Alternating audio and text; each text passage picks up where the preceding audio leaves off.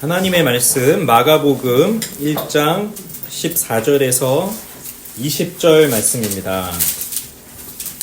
우리 같이 한번 읽어볼게요. 오늘은 마가복음 1장 14절부터 20절을 같이 읽어보겠습니다. 시작. 요한이 잡힌 후 예수께서 갈릴리에 오셔서 하나님의 복음을 전파하여 이르시되 때가 찼고 하나님의 나라가 가까이 왔으니 회개하고 복음을 믿으라 하시더라. 갈릴리 해변으로 지나가시다가 시몬과 그 형제 안드레가 바다에 금을 던지는 것을 보시니 그들은 어부라. 예수께서 이르시되 나를 따라오라. 내가 너희로 사람을 낚는 어부가 되게 하리라 하시니 곧 그물을 버려두고 따르니라. 조금 더 가시다가 세베대의 아들 야고보와 그 형제 요한을 보시니 그들도 배에 있어 그물을 깁는데 곧 부르시니 그 아버지 세베대를 품꾼들과 함께 배에 버려두고 예수를 따라가니라. 아멘. 기도하겠습니다. 하나님 감사합니다. 오늘도 주님의 말씀으로 우리가 어떠한 목적을 갖고 살아야 하는지를 생각하게 하시고 무엇이 가장 중요한지를 생각하며 살아갈 수 있게 해 주시옵소서. 전하는 자에게도 또 듣는 자에게도 성령의 큰 은혜가 있도록 오늘 이 시간 우리 가운데 임하여 주시옵소서. 예수님의 이름으로 기도합니다. 아멘. 오스기니스의 책 소명이라는 책이 있는데요. 그 책은 이렇게 시작을 합니다. 어떤 사람이 이제 돈을 많이 번 그 유명한 사업가가 옥스퍼드 대학교 근처에서 이런 말을 했다고 하는 것으로 시작이 돼요. 들어보세요. 여러분들도 아시다시피 저는 하는 일마다 행운이 따라주어 엄청난 돈을 벌었습니다. 제가 상상했던 것보다 훨씬 더 많이 평생 써도 못 다 쓸 만큼 돈을 벌었습니다. 저의 가족이 필요로 하는 것보다 훨씬 더 많은 돈을 벌었습니다. 솔직히 말씀드리면 제가 그처럼 많은 돈을 벌려고 애썼던 동기는 단순합니다. 돈으로 사람을 사서 제가 하기 싫은 일을 맡기려는 것이었습니다.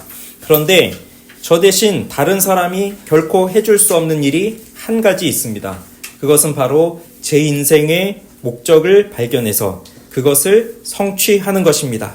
그것을 발견할 수만 있다면 저는 어떤 대가든 지불할 준비가 되어 있습니다. 돈을 많이 벌었지만 그래서 그 돈으로 다른 사람을 내가 해야 될 일을 다른 사람을 시킬 수 있지만 할 수 없는 거 하나가 있다. 내 인생의 목적이 무엇이냐, 그리고 그 목적의 성취를 위해서 내가 할 수 있는 게 뭐냐. 이제 그거는 누구에게도 시킬 수 없다는 거죠. 여러분은 여러분의 인생의 목적을 발견해서 그 목적을 성취하며 살아가고 있나요? 아니면 아직도 내 인생의 목적이 무엇인지를 몰라서 고민을 하고 있나요? 아니면 내 인생의 목적을 찾은 것 같았지만 지금 와서 보니까 내가 잘못 온 것 같다라는 후회나 회의감에 또 빠져 있지는 않습니까? 자, 이러한 문제는 아마도 우리가 살아가는 내내 평생토록 하게 될 질문이고 또 나를 돌아볼 문제입니다. 인생이 정확하게 뭔지 모르는 우리 유치원생도 가지게 되는 질문이고 또 꿈을 꿔보지만 이제 꿈이 매일매일 바뀌는 하고 싶은 게 너무 많은 우리 초등학생들도 내 인생의 목적이 무엇일까 고민하고 있고 하고 싶은 건 많은데 현실의 벽에 딱 부딪혀 있는 우리 중학생들도 마찬가지죠. 그리고 세상이 주는 불안감 때문에 갈피를 잡을 수 없는 그 불안함에 있는 청년들이나 또 내가 살아온 인생을 돌아볼 때 자랑할 만한 것이 하나도 없구나라고 생각하고 있는 우리 모두도 다 이런 고민을 하면서 살아가고 있습니다. 특별히 그리스도인인 저희들은 이 문제에 대한 답을 성경에서 찾으려고 하죠. 그럴 때마다 성경이 우리에게 가르쳐주는 것은 하나님의 뜻, 그러니까 다른 말로 하자면 하나님이 나를 어디에 부르셨느냐, 그 부분에서 우리는 답을 찾으려고 합니다. 그래서 기독교인이 아닌 사람들은 이런 그리스도인들을 보면서 정말 수동적이다. 그러니까 뭐 있는지 없는지 알 수도 없는 그 신이 너를 불렀다. 그래서 그걸 한다. 뭐 이런 게 얼마나 수동적인 삶이냐. 그렇게 세상 사람들이 보기도 하고, 그리고 또 우리 그리스도인들도 이런 핑계도 많이 대잖아요. 뭔가 잘 되다가 안 됐을 때 하나님이 왜 나를 여기에 부르셔서 나를 이렇게 힘들게 하시나, 이런 생각들도 하니까 말이죠. 지금 우리 빗소만 교회로 오셨는데 지난주에도 나눴지만 우리는 빗소만 교회에 왔다는 게 내가 선택해서 왔다라고도 하지만 사실 그 앞에 또 뭐라고 우리는 말합니까? 하나님이 나를 빗소만 교회로 부르셨다. 하나님이 불러주셔서 나를 왔다. 늘 우리는 생각하는 것이 내가 뭔가를 결정하기 이전에 하나님이 나를 부르셨다. 이걸 먼저 생각하고 있어요. 그러면 정말 하나님은 우리를 부르신 것이 맞는가? 그렇다면 어디로 불렀는가? 그리고 그 인생의 목적이 하나님의 부르심이라고 한다면 나는 그 인생의 목적을 성취하면서 살아갈 수가 있는 것일까? 이런 질문들을 던지면서 오늘 이 말씀을 보도록 하겠습니다. 오늘 본문을 보면 예수님께서 하신 일이 크게 두 가지가 나오는데 하나는 하나님의 복음을 전파한 것이고 또 하나는 4명의 어부들, 그러니까 후에 제자들이 되는 그들을 부르시는 그 일입니다. 자, 이 일을 보면서 이 질문에 대한 답을 찾아가 보도록 하겠습니다. 자, 첫째로 하나님의 복음을 전파하시는 그 예수님의 모습을 먼저 보겠습니다. 자, 말씀을 보니까 요한이 잡힌 후 예수께서 갈릴리에 오셨다고 되어 있습니다. 요한은 생각나시죠? 세례 요한. 광야에 외치는 자의 소리가 되어서 그리스도가 오실 길을 예비하면서 회개의 세례를 전파하였던 그 요한이 붙잡혔습니다. 왜 붙잡혔느냐? 이건 여기에 나오지 않지만 뒤에 가면 나옵니다. 헤롯 왕이 그 동생의 아내에게 장가들어서 그것을 지적을 했더니 그것 때문에 잡히고 나중에 그것 때문에 죽임을 당하게 되죠. 그런데 지금 여기서는요, 요한이 잡혔다. 왜 잡혔냐? 요한이 왜 죽었냐? 그게 관심이 아닙니다. 예수님께서 갈릴리에 오셔서 본격적인 공생의 사역을 시작하셨다. 그게 관심입니다. 요한은 그리스도가 오실 것에 대해서 예비한 사람이었고 그가 전했던 것은 나보다 뛰어난 분이 오실 것이고 나는 물로 세례를 주지만 그분은 성령으로 세례를 주실 것이다 라고 해서 내 뒤에 오실 그분을 전하였던 게 요한의 사역이었고 그 요한이 외친 대로 그 위대한 분, 뛰어난 분, 그분은 갈릴리 나사렛에서 오신 예수, 그분이 곧 그리스도시죠. 그 예수님께서 요한에게 세례를 받으시고 지난주 보면 갈릴리 나사렛으로부터 와서 세례를 받으셨죠? 이제 다시 갈릴리로 가십니다. 갈릴리로 가셔서 하시는 게 뭐냐면 하나님의 복음을 전파하는 것입니다. 복음, 우리 지지난주에 얘기했었어요. 유앙겔리온, 복음 생각나십니까? 복음의 의미, 이 당시에서 본다면 전쟁에서 승리한 것, 그 전쟁에서의 승리를 전하는 것이었고 또 황제가 출생했다, 황제가 오신다라고 하는 그것을 알리는 것, 이게 복음이라고 했습니다. 그래서 전쟁에서 이겼다 또는 황제가 아들을 낳았다라고 하는 것은 무엇이 되는 겁니까? 바로 소식이에요. 그러니 복음은 네가 전쟁에 나가서 이겨라 그게 아니라 전쟁에서 이겼다라고 하는 소식이고 네가 왕이 되어라 라가 아니라 왕이 오셨다라고 하는 그 소식이 복음이에요. 그래서 복음을 우리가 뭐라고 부르죠? 좋은 소식, 기쁜 소식, 복된 소식이라고 하는 것입니다. 그래서 복음은 소식입니다. 소식. 그런데 이 복음을 뭐라고 하고 있냐면 하나님의 복음, 하나님의 복음이라고 하고 있습니다. 하나님의 복음은 우리가 하는 무엇이 아닙니다. 우리를 위해서 하나님이 하신 일입니다. 그래서 복음은 충고도 아니고요, 명령도 아니고요, 좋은 소식. 더 말하면 우리가 구원받았다라고 하는 것을 선포하는 기쁜 소식이고 하나님과 우리의 관계를 회복하시기 위해서 예수 그리스도가 오셨다라고 하는 그 소식이 복음입니다. 예수님께서 공생애를 시작하시면서 하셨던 첫 번째 일, 바로 이 하나님의 복음을 전파하는, 이 복음을 선포하는 그 일을 먼저 시작하세요. D.A. 카스는 이렇게 말합니다. 복음은 기쁜 소식이기 때문에 반드시 공개적으로 선포되어야만 한다. 예수님께서 그 복음을 이렇게 선포하시는 거예요. 그러면 그 복음의 내용이 무엇이냐? 15절에 보시면 이르시되 때가 찼고 하나님의 나라가 가까이 왔으니 회개하고 복음을 믿으라 되어 있습니다. 그러면 예수님이 전파하시는 그 복음의 내용은 15절에 나오고 있는 내용이죠. 때가 찼다. 하나님의 나라가 가까이 왔다. 회개하고 복음을 믿으라 라고 하는 것입니다. 자, 이때가 찼고 하나님의 나라가 가까이 왔다라고 하는 그 의미를 생각해 보십시오.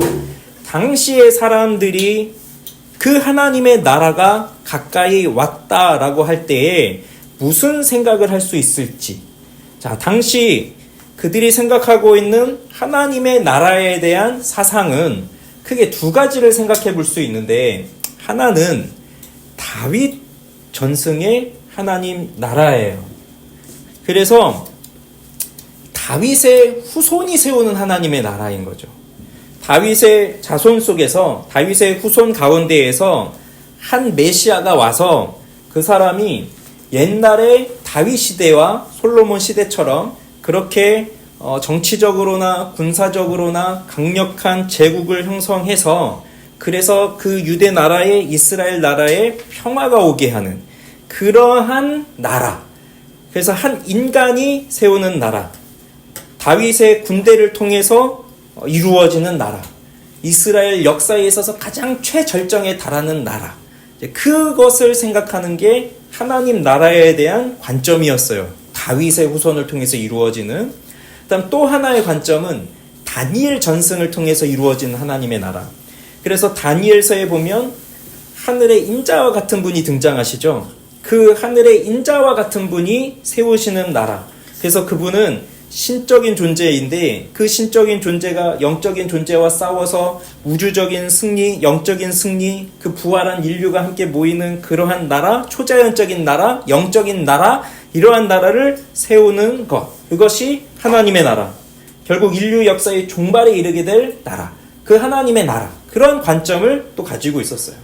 그러나 당시 유대인들은 대부분이 어떠한 생각을 가지고 있었냐면, 이 다윗 전승의 하나님 나라, 즉 메시아를 기다리고 있는데, 그 메시아는 다윗의 후손이 되어서 그 다윗의 후손이 강한 군사적인 유대 제국, 그 이스라엘 나라를 세우는 것, 그 생각을 가지고 있었습니다. 그런 맥락에서 메시아를 기다리고 있었습니다. 그러니 이 예수라는 분이 하나님의 나라가 가까이 왔다라고 외친다면, 그 유대인들이 생각하는 바는 하나님의 나라가 가까이 왔구나. 자, 지금 우리 나라가 바벨론에 의해서 멸망당한 이후로 지금까지 그 바벨론, 그 다음에 페르시아, 그 다음에 헬라 제국, 그 다음에 로마에게까지 압제를 받으면서 나라와 주권이 없는 그러한 상태 속에서 살아가고 있는데, 드디어 메시아가 와서 이 로마를 물리치고 독립적인 우리 나라를 세우고 저 외세를 다 물리치고 이제 다윗의 왕국과 같이 큰 나라를 세우게 되는구나. 그 나라가 가까이 오는구나. 이렇게 생각을 했던 겁니다. 그런데 예수님께서 전하시는 하나님의 나라, 예수님이 선포하시는 하나님의 나라는 그런 나라가 아니었습니다. 왜냐하면 예수님이 말씀하시는 것이 무엇이냐면 하나님의 나라가 가까이 왔다. 그래서 뭐 하라고 합니까? 회개하고 복음을 믿으라. 만약 로마 제국을 물리쳐서 그 위대한 왕국을 건설하는 그것이 하나님의 나라라고 한다면, 때가 찼다, 하나님의 나라가 가까이 왔다, 그러니 너희는 칼을 들고 로마와 가서 싸우자, 이렇게 해야 될 거 아니에요. 그렇지만 그것이 아니었습니다. 회개하고 복음을 믿으라, 그 말씀을 하신 겁니다. 그러면 예수님이 말씀하시는 하나님의 나라는 쉽게 말해서 이런 거예요.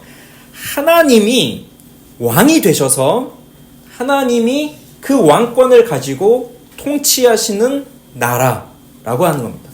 하나님이 왕이 되셔서 하나님이 통치하시는 나라가 바로 하나님의 나라예요. 그러나 하나님의 나라가 이스라엘 사람들이 살고 있는 그 이스라엘 영토에만 국한이 될까요? 아닙니다.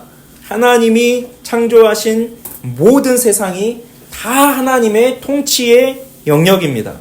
하나님께서 세상을 만드시고 하나님께서 사람을 창조하셨을 때 모든 만물은, 모든 사람은 하나님을 왕으로 섬기고 하나님께 인격적인 순종을 드리면서 살아가야 했습니다. 그것이 곧 창조의 목적이었고, 그렇게 살 때에 사람들과 모든 만물은 행복을 누리면서 살았던 것입니다. 그런데 사탄이 이 모든 행복을 깨트렸습니다. 첫사람 아담과 하와에게 하나님께서 먹지 말라고 명하셨던 그 선악과를 먹도록 유혹을 했습니다. 지난주에도 함께 나눴었지만 사탄은 아담의 입을 벌려서 선악과를 그 입속에 쳐넣으면서 먹어라 라고 해서 억지로 먹인 것이 아니었습니다. 아담 스스로가 그것을 먹었던 거예요. 그러면 무슨 말 때문에 네가 하나님처럼 된다, 그 말이에요. 선악과를 먹으면 죽지 않는다, 너가 하나님처럼 된다, 그 말 때문에 아담은 그 선악과를 따먹게 된 것입니다. 네가 하나님처럼 된다, 그 말은 곧 네가 왕이 된다, 그 말이에요. 생각해 보십시오. 얼마나 매력적인 말입니까? 네가 왕이 된다, 네가 왕이 된다. 우리 중 왕이 되고 싶지 않은 사람 있을까요? 없습니다. 어릴 때는요, 빨리 어른이 되고 싶습니다. 우리 여기 있는 우리 아이들 엄마가 되고 싶죠? 왜? 엄마가 권력자니까. 그래서 빨리 엄마가 되고 싶은 거예요. 학생일 때는 선생님이 되고 싶고, 그냥 어떤 회사의 직원일 때는 뭐 사장이 되고 싶고, 뭐 그런 거죠. 교회에서는 목사가 되고 싶으세요? 그건 아닐 것 같아요. 옛날에 우리 전사님이 맨날 이렇게 하다가 뭐가 불만 있으면 네가 전도사 해, 그런 식으로 하셨었는데, 그렇다고 뭐 목사가 되고 싶은 생각은 없으실 것 같고 그렇지만 국회의원이 되고 싶다 뭐 이런 생각 하실 수도 있고, 대통령이 되고 싶다 뭐 이런 생각 하실 수도 있어요. 저 되고 싶은 게 하나 있는데 교통경찰 되고 싶어요. 왜냐면 이렇게 가다가 교통법칙을 어기고 막 이렇게 간 차 있으면 호루라기 불고 불러 세워가지고 이렇게 그 벌금도 때리고 막 그러고 싶은 거예요. 그 왜 그렇습니까? 권력이 있다고 생각하는 거죠. 권력을 갖고 싶은 거예요. 그래서 나한테 피해를 주고 나한테 힘든 것을 주고, 또 아니면 내가 생각하는 질서를 벗어나고 이런 것이 있으면 내가 가진 그 권력으로 다 누르고 내 말을 다 따르게 하고, 그렇게 하고 싶은 게 우리가 가지고 있는 마음이에요. 그렇게 해야만 내가 진정한 자유를 누릴 수 있을 것 같고, 또 내가 누리고 싶은 걸 다 누릴 수 있을 것 같고, 그렇게 생각하면서 살아가는 거죠. 누구에게도 억압받지 않고 명령을 받지 않고 눈치 보지 않고 내가 권력자가 되어서 내가 자유를 누리면서 살아가는 것, 이것이 인간이 갖고 있는 그 죄의 유혹이고, 또 지금도 떨쳐버리지 못하고 있는 죄의 그 잔재, 그것들이 우리 속에 남아있는 겁니다. 그렇지만 어릴 때 내가 엄마가 되고 싶다 생각했지만 실제로 지금 엄마가 되신 분들이 여기 계시거든요. 엄마가 돼보니까 자유가 주어졌습니까? 권력이 있는 것 같으세요? 돈을 벌어보니까 자유가 주어졌습니까? 또 다른 억압이 생기지 않습니까? 자, 여기 계신 엄마들 생각해 보세요. 차라리 내가 자식이었으면 좋겠다, 이런 생각하실 때가 있습니까? 없습니까? 차라리 내가 자식이 돼서 엄마가 벌어주는 돈으로 용돈 받고 엄마가 빨래해주는 옷으로 입고 뭐 먹을까 고민하지 않아도 엄마가 차려주는 밥 먹고 이렇게 살면 더 좋겠다, 이런 생각을 하시잖아요. 그러니까 엄마가 돼도 별 수 없는 거예요. 그러니까 또 어떻게 돼요? 남편을 통해서라도 그 권력을 또 뺏어보려고 또 남편을 들들 볶기도 하고, 이렇게 하면서 권력을 가지고 싶은 게 인간입니다. 사탄은요, 너는 나를 섬겨라, 이렇게 우리를 유혹하지 않아요. 그럼 뭐라고 유혹합니까? 네가 왕이 되라, 이렇게 유혹합니다. 그러면 지금까지 우리가 살아온 삶의 결과가 뭐였냐면 내가 왕이 되어서 살아온 결과예요. 우리의 진정한 왕이신 하나님을 떠나서 내 마음대로 살고 싶은 그 욕망을 따라 살아왔더니 다른 데 있지 않고 지금 여기 이런 상태로 살고 있는 거예요. 진정한 자유가 있었습니까? 진정한 만족이 있었습니까? 그렇지 않을 때가 더 많았던 거죠. 그래서 하나님의 나라가 가까이 왔다라고 하는 것은, 자, 이제 진정한 왕이신 하나님께서 통치하시는 그 진정한 왕이신 하나님이 왕권을 가지고 통치하시는 그 나라가 가까이 왔다라는 것입니다.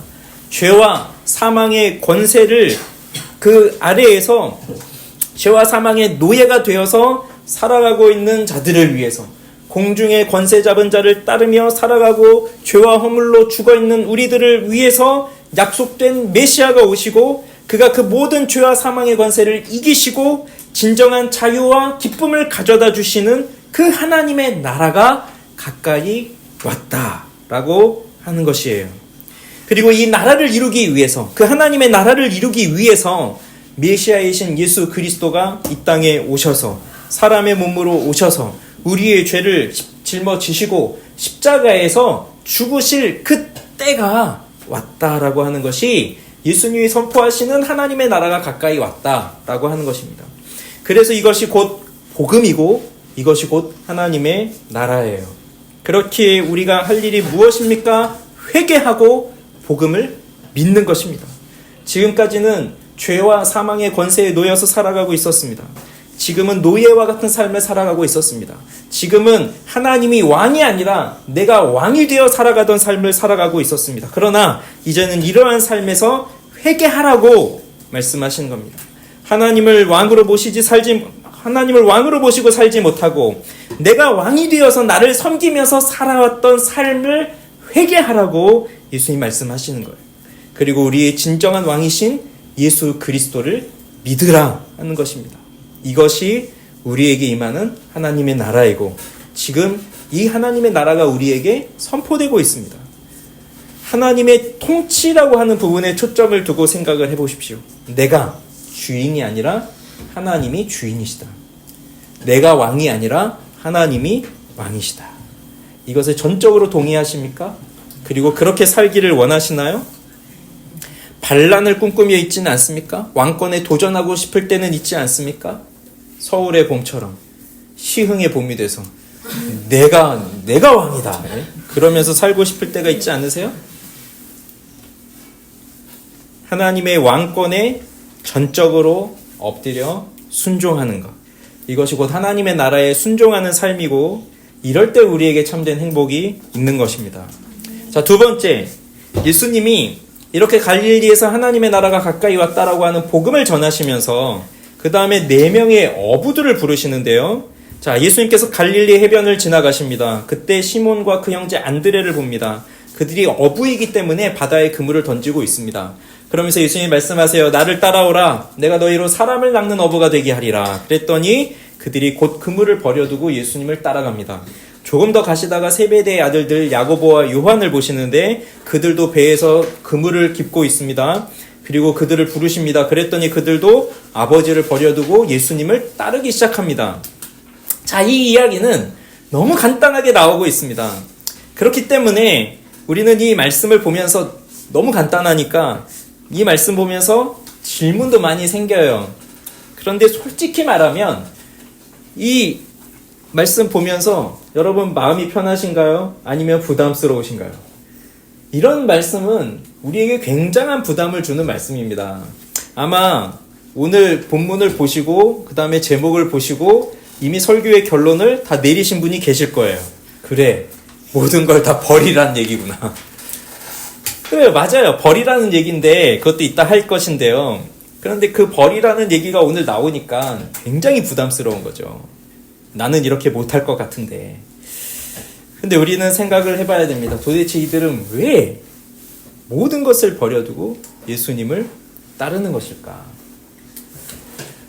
지난 시간에 이렇게 성경을 볼 때 낯설게 하고 성경을 보라고 말씀드렸었죠. 그러니까 내가 다 알고 있는 관점을 가지고 보면 사실 성경을 있는 그대로 보지 못하고 내가 생각하고 있는 편견에 잡혀서 성경을 읽을 수밖에 없거든요.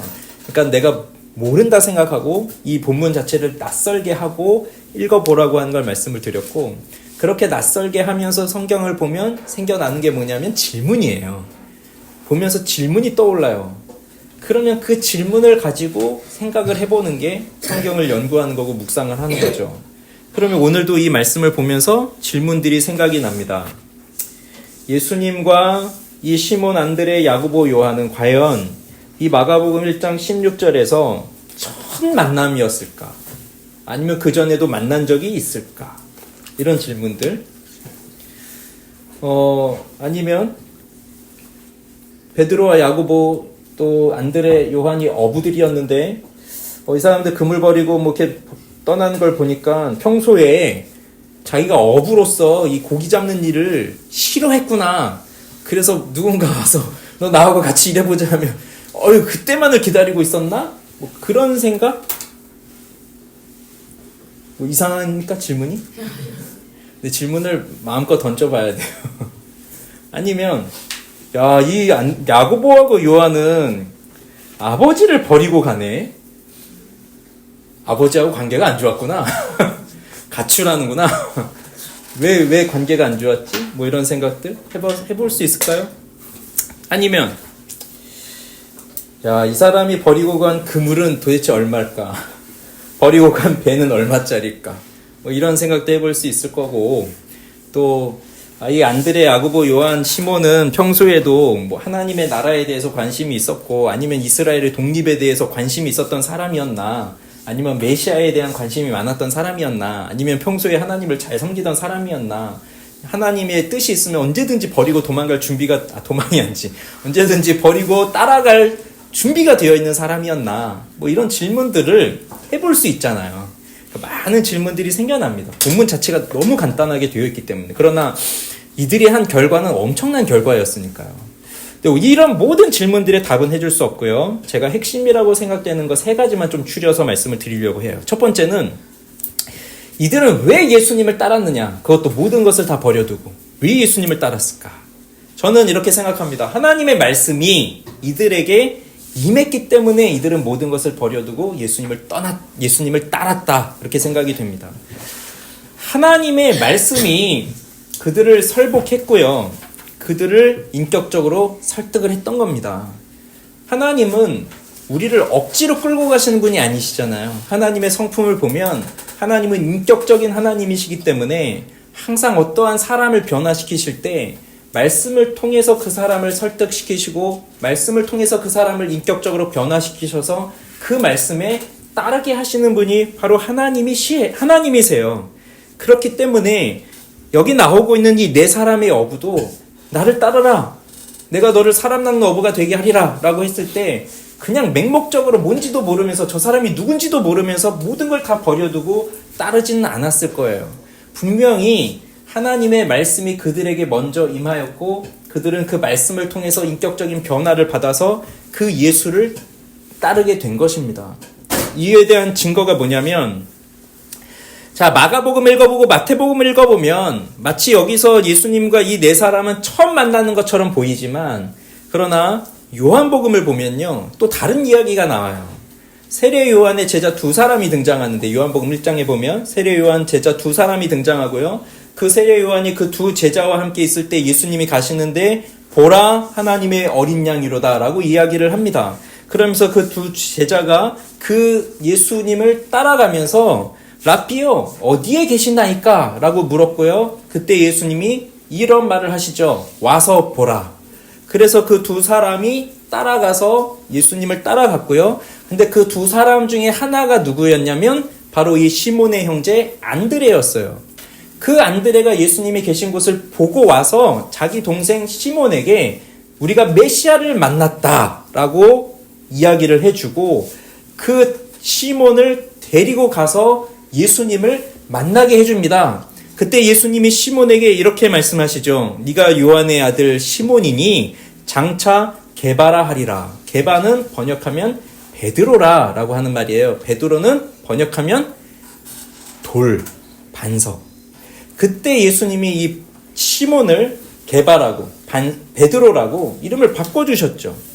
이런 만남이 있었던 거예요. 그리고 누가복음을 보면요 더 놀라운 일이 일어납니다. 누가복음을 보면 일단 마태복음, 마가복음과 누가복음은 좀 순서의 차이가 있는데 시몬의 장모가 병에 났는데 그 시몬의 장모를 고쳐주시는 것이 마태복음과 마가복음은 이 부르신 장면 뒤에 나오는데 누가복음은 그거보다 앞에 나와요. 그러니까 순서상 무엇이 맞는지는 알 수 없지만 누가복음의 순서대로 본다면 시몬의 장모를 먼저 예수님이 고쳐주시고 그 다음에 부르시는 장면이 나오고 있죠. 만약에 그 순서라고 한다면 이 시몬은 자기의 장모를 고쳐주시는 예수님의 기적을 또 본 사람이에요. 그런데 더 핵심적인 것은 누가복음 5장에 나오는 이 베드로와 베드로, 안드레, 야고보, 요한을 부르는 일입니다. 여러분도 다 잘 알고 계실 거예요. 예수님이 무리들을 가르치시는데 그 호숫가에서 가르치실 때 시몬의 배에 앉아서 가르치셨어요. 그러면 그 바닷가가 있고 그 호숫가가 있고 배가 이렇게 둥둥 떠 있죠. 거기 예수님이 앉으셔서 사람들은 여기 그 해안가에 앉아 있고 거기서 하나님의 말씀을 가르치고 그때 베드로하고 이 안드레는 그물을 정리하고 있었죠. 그러다 그 할 때 뭐 하고 있었겠어요? 예수님이 가르치시는 말씀을 듣고 있었잖아요. 그때 예수님이 깊은 데로 가서 그물을 던져라 라고 얘기하셨고 베드로는 밤새도록 수고했지만 우리가 한 마리도 못 잡았습니다. 그렇지만 선생님 말씀 의지해서 가겠습니다 하고 깊은 곳에 그물을 던졌더니 그물이 찢어지면 정도로 많은 물고기를 잡았고 그래서 옆에 있던 동무들 야고보하고 요한을 불러서 같이 끌어오죠. 그러면서 베드로가 했던 게 뭐였나요? 주여 나를 떠나소서 나는 죄인입니다 라고 하는 고백을 했고 그때 예수님이 나를 따르라 너는 넌 이제 사람을 취하리라 이런 부르심을 주었고 그때 그들이 배를 육지에 대고 버려두고 예수님을 따랐다고 되어 있어요. 그러니까 마태와 마가는 단순하게 기록을 하고 있지만 누가복음에 나타나고 있는 이 베드로와 그 친구들을 부르는 그 장면을 보면 이러한 기적이 일어나고 있는 걸 볼 수 있어요. 그래서 예수님이 깊은 데로 가서 그물을 던져라. 근데 거기서는 고기를 잡을 수 없는데 그 예수님의 말씀을 듣고 했더니 고기가 잡히는 놀라운 기적이 일어났고 그것을 보면서 베드로는 주여 나는 죄인입니다. 나를 떠나십시오 라고 하는 이 고백을 하면서 예수님 앞에 엎드려지는 겁니다. 그러니 그냥 단순히 처음 본 사람한테 나를 따르라. 내가 너를 사람 낳는 어부가 되게 하리라 라고 했을 때 여러분 처음 보는 사람이 그 말을 한다고 해보세요. 제가 여러분 앞에 나타나가지고 나를 따르라 다 버리고 그러면 절 따라오겠습니까? 누군지도 모르는데 뭘 믿고 따라가겠어요? 예수님을 이미 알고 있었던 거예요. 하나님의 말씀이 이미 그들에게 있었던 것이고 예수님을 통해서 하신 하나님의 놀라운 일들을 그들은 이미 경험했던 것이고 그러면서 그 인격적인 설복을 당하여서 예수님을 따라가게 된 거죠. 모든 걸 버려두고. 그러니 예수님이 자신을 부르신 때는요. 하나님의 말씀이 먼저 있는 겁니다.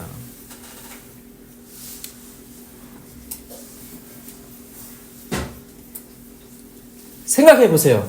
예수님이 나를 부르신다고 생각해 본 적이 있습니까?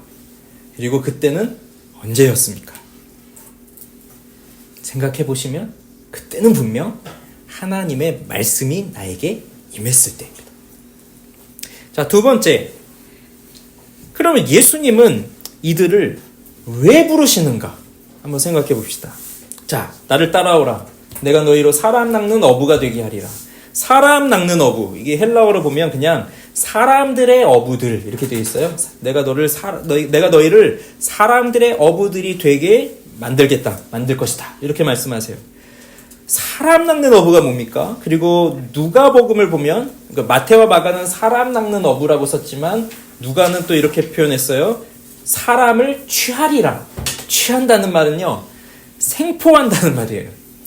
그러면 자, 낚시 해보셨나요? 낚시하다가 물고기가 딱 낚싯바늘에 걸려서 이렇게 낚여오죠?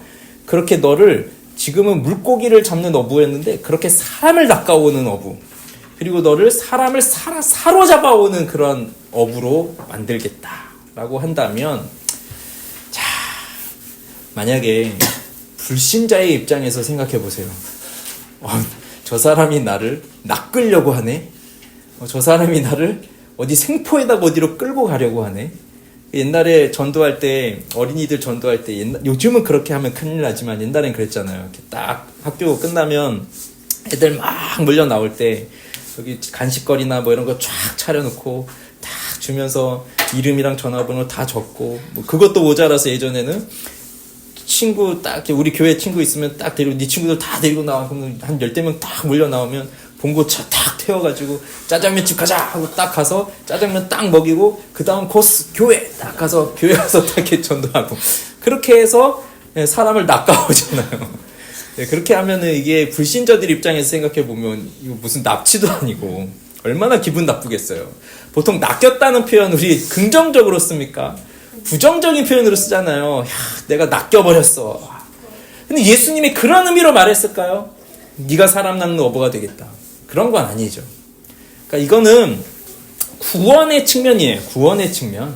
그러니까 지금은 고기를 잡는, 물고기를 잡는 어부였지만 이제 은유적인 표현으로 너는 고기를 잡는 어부가 아니라 너는 사람을 낚는 어부. 즉, 죄 가운데에서 고통당하고 있는 구원이 없는 자들을 참된 구원의 길로 인도하는 그 사람으로 만들겠다라고 하는 그 은유적 표현이에요.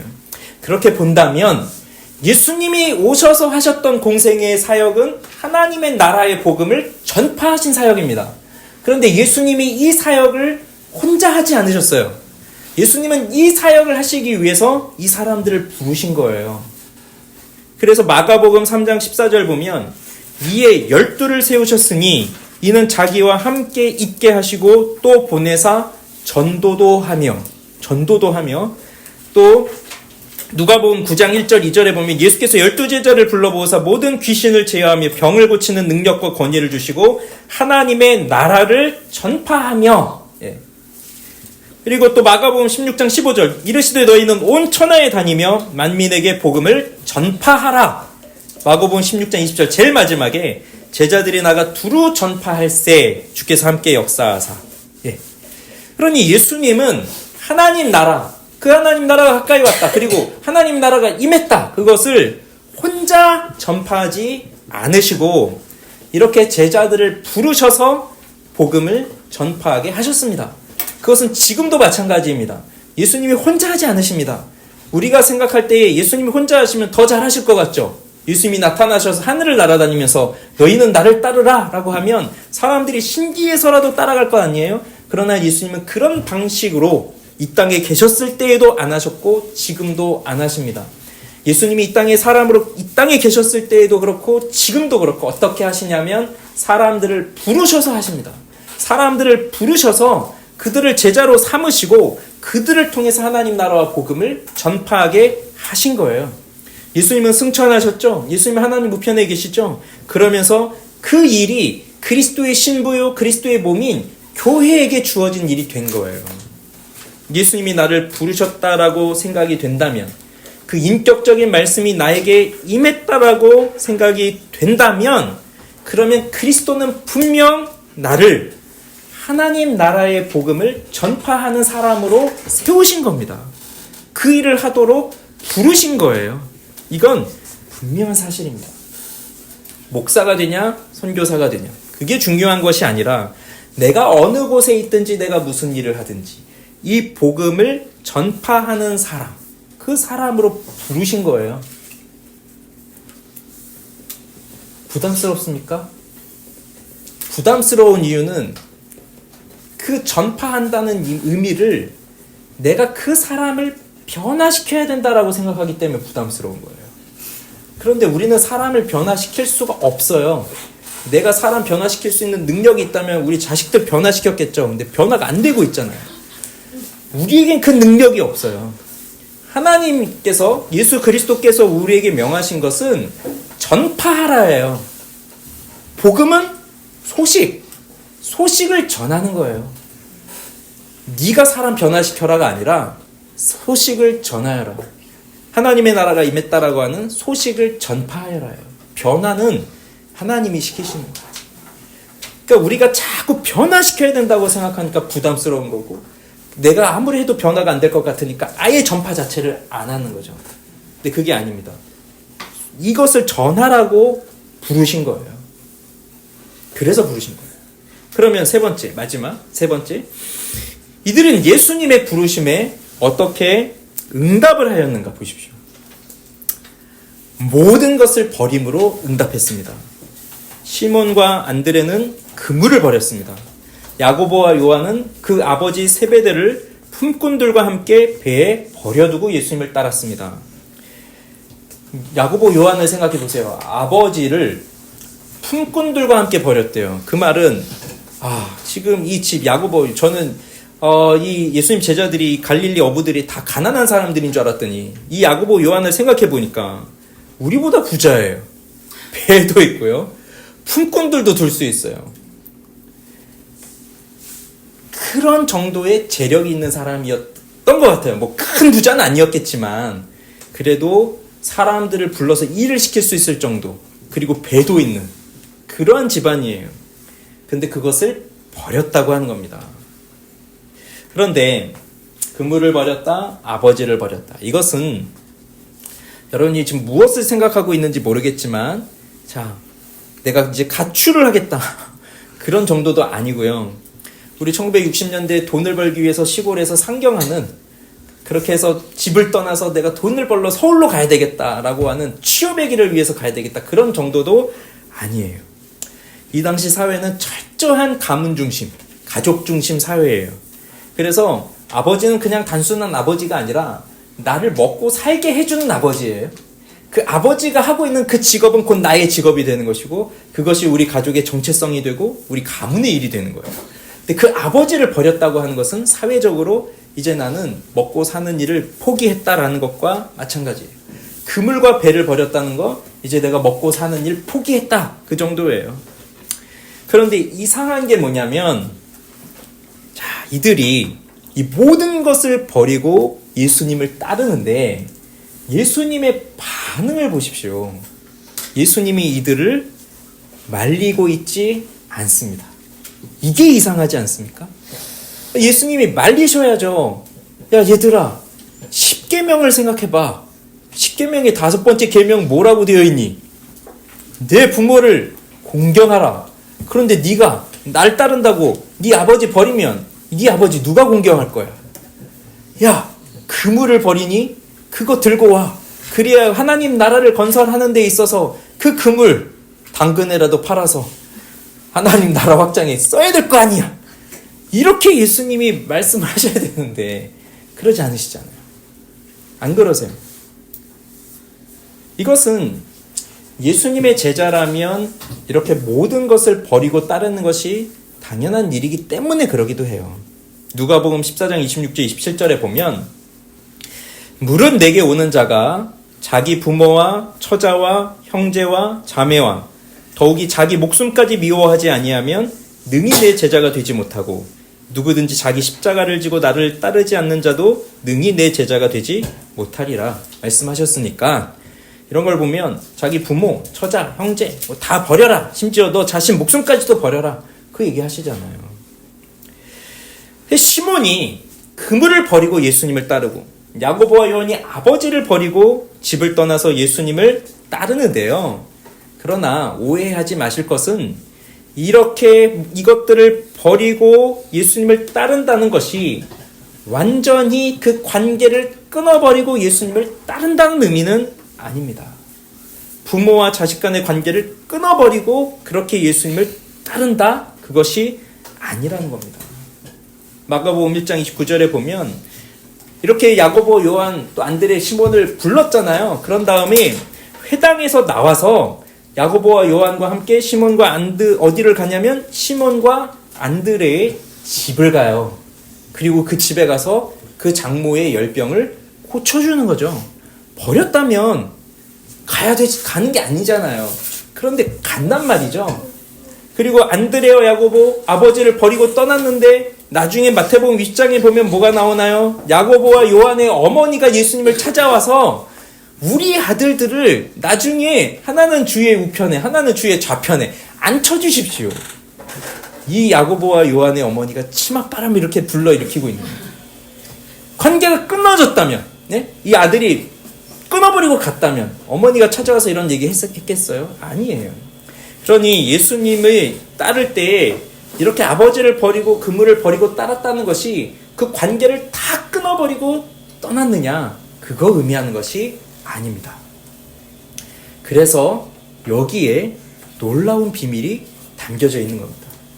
자, 결국 오늘의 이제 핵심입니다.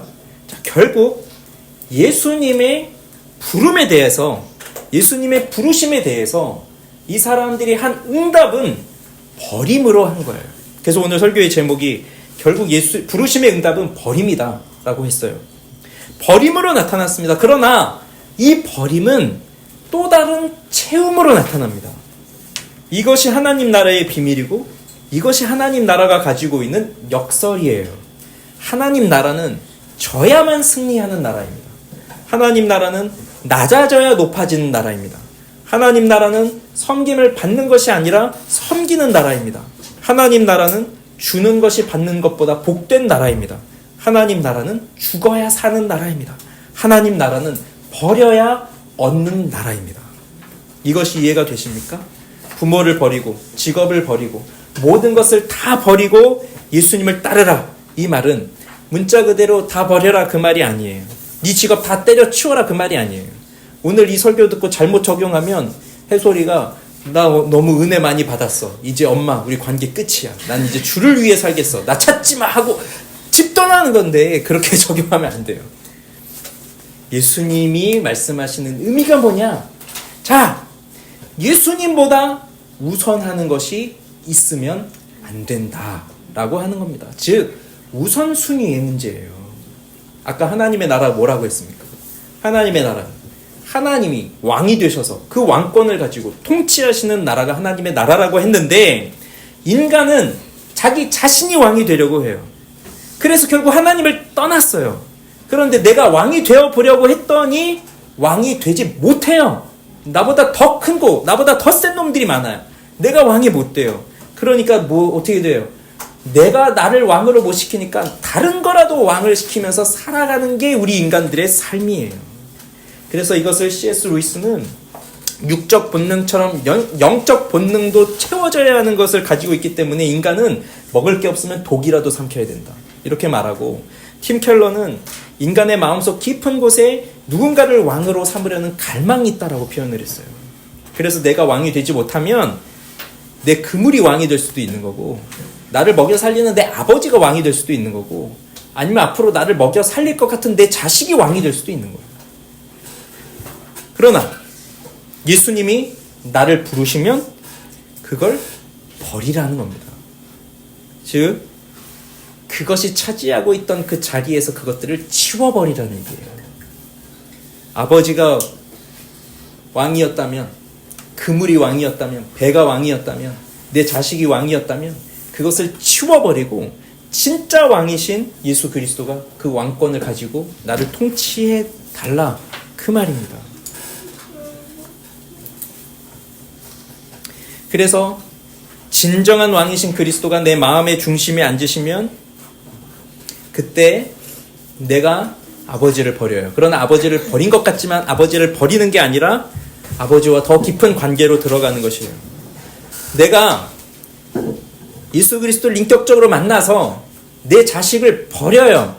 그런데 그것은 내 자식을 버려버리는 게 아니라 내가 그 자식을 버릴 때 진정한 부모와 자녀의 관계가 하나님 안에서 회복이 되는 거예요.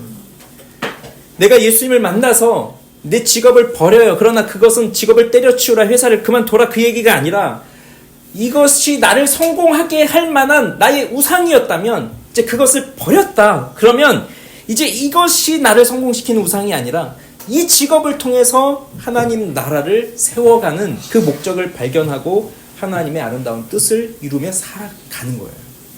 그 일을 하라는 거예요. 그게 버림이에요. 그래서 부르심의 응답이 버림으로 나타나는 거예요. 적용을 해보겠습니다. 첫 번째, 예수님은 나를 부르셨는가? 예수님이 나에게 말씀하셨나요? 나를 따라오라 말씀하셨나요? 자, 이런 부름이 여러분 살면서 한 번이라도 있었다면, 그리고 지금 나를 예수님이 부르고 계시다라고는 확신이 있었다면, 그럼 오늘 기억하세요. 기억해야 될 게 뭐냐면 나를 제자로 부르시기 이전에, 나를 따르라 말씀하시기 이전에 복음이 먼저 선포되었다는 거. 그거 기억해야 됩니다. 복음이 선포되지 않은 상태에서 너 나를 따라라, 너 버리고 다 나한테 와라, 우선순위 나에게 둬라라고 한다면 이거는요 진짜 부담이에요. 복음이 없는 상태에서 그 명령을 받았다고 한다면 그건 너무나 큰 부담이에요. 그리고 우리는 그것을 할 수도 없어요. 할 능력도 없어요. 복음이 없이 내가 예수님 따르겠다라고 한다면 아마 조금 가지 않아서 우리는 엄청난 죄책감에 시달리게 될 것이고, 그러면서 그리스도의 명령을 따를 수 없는 자기 자신을 보면서 후회에 빠지고 비탄에 빠지고 그렇게 될 것이에요. 그러니 나를 부르셨다라고 하는 확신이 있고 또 예수님이 나를 부르셨다라고 하는 생각이 있다면 그 전에 먼저 복음이 나에게 주어졌다는 것을 생각하십시오. 복음이 먼저 주어졌다. 그 다음에 나를 부른다. 그 의미는 예수님의 제자가 되기 위해서 필요한 조건은 하나도 없다는 겁니다. 복음은 뭐죠? 너 죄인이야. 그러나 내가 너를 위해 죽었어. 내가 너를 사랑해. 그러니 넌 나를 따르라. 그거잖아요. 조건이 없는 거예요. 보통 학생이 선생님 어떻게 해요? 고르잖아요. 그죠? 학원을 고르잖아요. 좋은 선생님 누가 있나 고르잖아요. 요번에 수능 만점자가 한 명이라면서요. 무슨 재수학원 나오더라고요. 거기 들어가기 위해서 줄을 섰다는데요. 돈이 그렇게 비싼데? 고르잖아요. 그게 이 당시 유대 사회에서도요. 랍비를 골라요. 학생이 먼저. 그러나 오늘 예수님은 뭡니까? 베드로가 저분은 나의 스승이야 라고 고르는 게 아니라 예수님이 가서 부르셨어요. 너 나를 따르라. 그게 복음이에요. 조건이 없지만, 자격이 없지만 부르셨어요. 복음을 기억하세요. 두 번째, 나를 부르신 것이 맞다면 그럼 우리 어떻게 응답합니까? 버림으로. 내가 무엇을 버려야겠습니까? 즉 우선순위에 있어서 예수 그리스도보다 앞서는 것이 무엇입니까? 그것을 버려야 됩니다. 나의 부르심에 대해서 의심이 들 때도 있습니까? 회의감이 들 때도 있습니까? 후회할 때도 있습니까? 예, 있을 수 있죠. 그렇지만 그것이 내가 우선적으로 생각하고 있는 것이 무엇이냐, 그것 때문에 후회가 되기도 하고 또 불안하기도 하고 그런 거예요. 그 우선을 버리세요. 예수님이 아닌 다른 것이 그 자리에 있으면 버려야 돼요. 예수님만을 내 우선순위에 두어야 돼요. 그래서 예수 그리스도가 우리의 진정한 왕이십니다. 마지막 세 번째, 나를 부르신 목적은 다른 것이 아니라 하나님의 영광 때문입니다. 뒷부분에 가면요, 베드로가 이렇게 묻습니다. 베드로가 여짜와 이르되 보소서 우리가 모든 것을 버리고 주를 따랐나이다. 근데 이 문맥이 어디서 나오냐면, 어떤 사람이 와서 내가 어렸을 때부터 율법 다 지켰습니다 막 했어요. 그랬더니 예수님이 그래 네가 그것을 다 지켰는데 그러나 너에게 부족한 것이 하나 있다. 네가 가지고 있는 재물을 다 팔아서 가난한 자들에게 다 주고 그런 다음 나를 따르라. 그랬더니 그 사람이 근심하면서 돌아갔어요. 그러면서 하는 말씀, 부자가 천국에 들어가는 것이 낙타기가 그 바늘 아닌데? 낙타가 바늘기에 들어갔죠. 낙타 귀가 아니고 낙타가 바늘기에 들어가는 것보다 더 어렵다. 이런 말씀을 하시면서 베드로가 얘기하는 거예요. 주님, 우리는 모든 것을 버리고 주를 따랐습니다. 그럼 이 말 할 때 그 사람하고 비교되잖아요. 저 사람은 근심하면서 갔어요. 자기 재물을 못 버리고 있어요. 그런데 나는 다 버렸습니다. 지금 베드로가 이런 말 할 때는 뭔가 자부심도 있고 자랑하고 싶은 거 아니에요? 주님 나 이 정도로 했거든요. 그런데 예수님 말씀이 뭐예요? 예수께서 이르시되 내가 진실로 너희에게 이르노니 나와 복음을 위하여 집이나 형제나 자매나 어머니나 아버지나 자식이나 전토를 벌인 자는 현세에 있어 집과 형제와 자매의 어머니와 자식과 전토를 100배나 받되, 이거는 나중에 설명하고요, 박해를 겸하여 받고 내세에 영생을 받지 못할 자가 없느니라. 이 말씀을 주십니다. 그러니 보십시오. 모든 것을 다 버리고 예수님을 따라간 사람들의 결과는 뭐냐면, 그래 네가 현세에 100배를 받을 것이다. 그런데 너에게 박해가 있다. 박해를 겸하여 받는다. 그렇지만 또 내세에 영생을 받지 못할 자가 없다. 그러면 이 베드로 나중에 어떻게 됩니까? 베드로 젊어서는 네가 원하는 곳으로 다녔지만 늙어서는 남이 너를 띄어서 네가 원하지 않는 곳으로 끌고 갈 것이다. 이 말씀을 요한복음 마지막 부분에 하시면서 베드로의 죽음이 어떠한 죽음이 이를 것인가를 말씀하셨어요. 베드로는 결국 그 모든 것을 다 버렸지만 그에게 주어진 삶의 결과는 순교였어요. 요한도 마찬가지죠. 베드로가 그 말 듣고 요한, 예수님 죄는 어떻게 됩니까? 했을 때 예수님이 네가 무슨 상관이야. 넌 네 길 니나 가. 그러셨거든요. 근데 요한도 마지막까지 유배당하고 박해를 받으면서 순교했죠. 이것이 예수님의 제자들의 삶이었어요. 사람 낚는 어부, 장래희망, 사람 낚는 어부. 근데 사람 낚는 어부가 무슨 명예입니까? 무슨 돈벌이가 되는 겁니까? 우리 교회를 개척했으니까 여러분 다 사람 낚는 어부 임명합니다. 가서 다음 주에 올 때는 다 5명씩 끌고 오세요. 낚아서 오세요. 뭐 이런 겁니까? 아니에요. 사람 낚는 어부, 요즘 같은 시대는 하고 싶지 않은 일일 수도 있고요. 요즘 같은 시대에서는 이 사람 낚는 어부는 사람들에게 조롱과 멸시를 받는 그 일입니다. 그 일 하라고 부른 거예요. 그런데 자, 우리는 이 부름 앞에서 다 버리고 예수님을 따라갈 준비가 되었고, 그리고 그렇게 살려고 결심도 했고, 그래서 오늘 여기까지 왔습니다. 그러면 이제 제일 중요한 건 이거죠. 근데 나는 그렇게 살 만한 힘이 없습니다. 주님, 내가 어떻게 그렇게 살 수 있을까요? 내가 어떻게 그 사람 낚는 어부가 되어 주님의 명령을 따라서 그렇게 내가 모든 것을 버리고 예수님을 위해서 살아갈 수가 있겠습니까? 나에게는 어떠한 능력도 없는데요. 그러나 우리가 어떻게 이 삶을 살아갈 수 있냐면요, 예수님께서 이 길을 먼저 가셨기 때문에 우리는 갈 수 있는 거예요. 예수님도 그 삶을 살아가셨기 때문에 우리가 갈 수 있는 거예요. 예수님이 오신 이유를 생각해 보세요. 예수님이 걸어가신 길을 생각해 보세요. 예수님도 보내신 분, 아버지의 뜻을 따라 그 뜻에 순종하며 한 걸음 한 걸음 내디드시면서 이 땅을 살아가셔야 했습니다. 세례를 받으시고 시험을 받으시고 마지막에 저 겟세마네 동산에서 아버지여, 이 잔을 내게서 옮겨주시옵소서. 그렇지만 내 원대로 하지 마시고 아버지의 원대로 하옵소서라고 하는 그 말씀을 드리는 것도 나를 보내신 아버지를 순종하면서 한 걸음 한 걸음 가셨기 때문이에요. 그래서 한 주에 가정 나눔 하실 때 여기 그 적어놓은 이 글 이런 맥락에서 이 글을 읽어보시면서 묵상을 해보세요. 예수님도 그렇게 사셨어요. 하나님을 신뢰하면서. 그렇기 때문에 우리도 그렇게 살아갈 수가 있는 거예요. 그래서 예수 그리스도가 우리의 빛이요 우리의 소망이십니다. 소망이신 그리스도를 바라보십시오. 기도하겠습니다.